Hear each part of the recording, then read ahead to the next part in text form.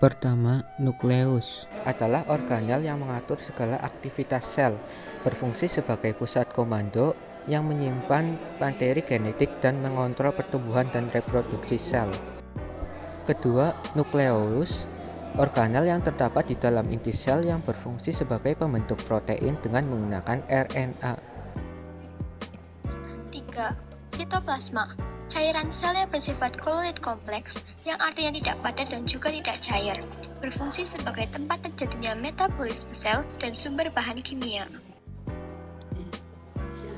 4. Membran sel adalah pembungkus sel pada bagian luar yang tersusun dari protein, kolesterol, dan lemak, berfungsi sebagai mengatur keluar masuknya nutrisi dan mineral di dalam sel.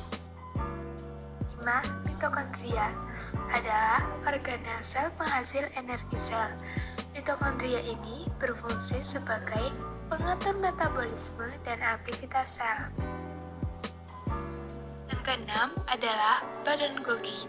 Badan Golgi merupakan sekelompok kantong atau vesikula pipih yang dikelilingi membran, berfungsi untuk mengemas bahan-bahan sekresi yang akan dikeluarkan dari sel. 7.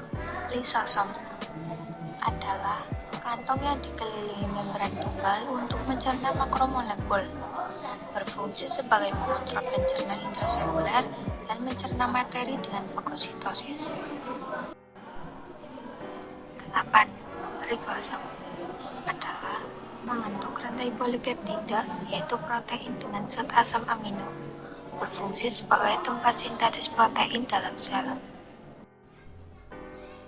9. Mikrotubulus berfungsi sebagai melindungi sel, memberi bentuk sel, dan juga membentuk flat cilia dan juga sentral. 10. Retikulum endoplasma. Retikulum endoplasma dibagi menjadi dua, yaitu kasar dan halus.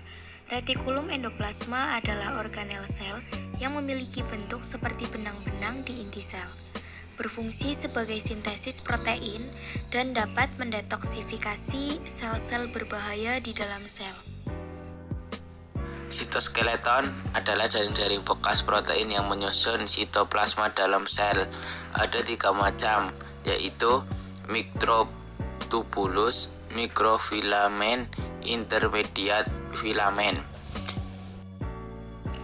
Senteriol adalah proses pembelahan sel dalam pembentukan silia atau flagela, berfungsi untuk membentuk tiang mitosis yang ada pada sel-sel hewan tinggi.